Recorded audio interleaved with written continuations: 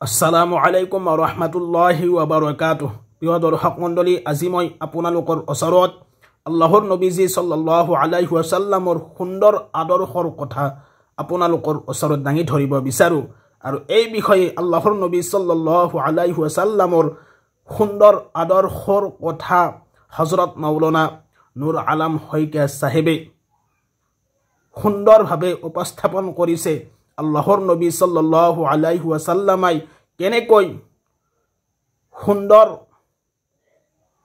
আখলাকৰ দ্বাৰাই সুন্দৰ আদৰ্শৰ দ্বাৰাই ইছলাম বিয়প পাইছিল, সেই বিষয়ে হাফিজ মৌলানা নূৰ আলম শইকীয়া সাহেবে সুন্দৰভাৱে উপস্থাপন কৰিছে।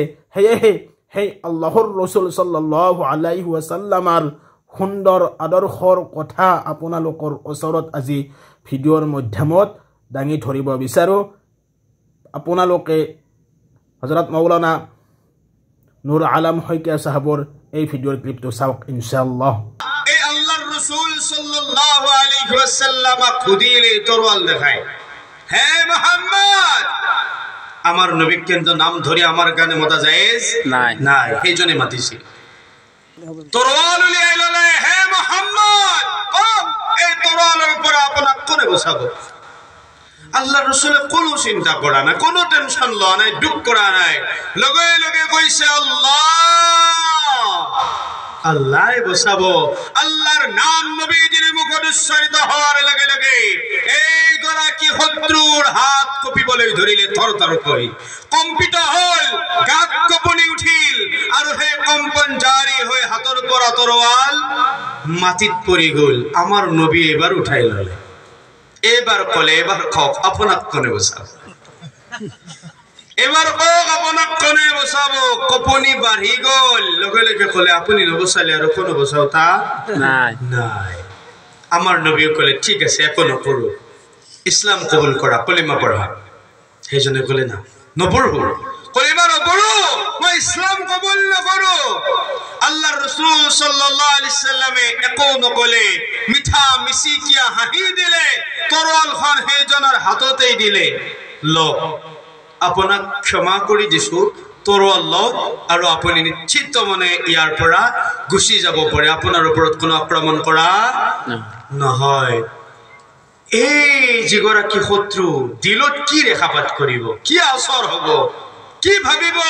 যিজনা নবীক মই শত্ৰু বুলি ভাবি মই তৰোৱালেৰে গৰদান কাটিব বিচাৰিলো, সুযোগ পায়ো মোক এৰি দিছে, মই ইছলামো কবুল নকৰিলো।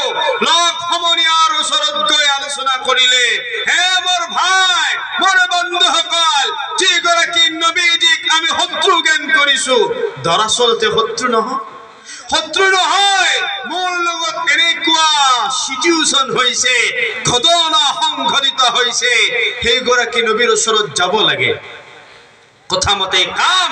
আৰু আল্লাহৰ ৰাসূল সাল্লাল্লাহু আলাইহি ওয়াসাল্লামৰ ওচৰলৈকে সেইজন শত্ৰুৱে কেইজনমান বন্ধুক লগত লৈ আহিল। আমাৰ নবীক কলে, ইয়া ৰাসূলুল্লাহ, ইয়া হাবিবাল্লাহ, আমাক মাফ কৰি দিয়ক, ক্ষমা কৰি দিয়ক, আৰু আপোনাৰ পবিত্ৰ হাত দিয়ক, আমাৰ হাতৰ ওপৰত দিয়ক, আৰু আমাক কলিমা পঢ়াই ইছলামত দাখিল কৰাই দিয়ক। সুবহানাল্লাহ। এতিয়া কক তৰোয়ালেৰ দ্বাৰা হলে আদৰ্শৰ দ্বাৰা, আদৰ্শৰ দ্বাৰা ইসলাম বিয়পিছে আদৰ্শৰ দ্বাৰা।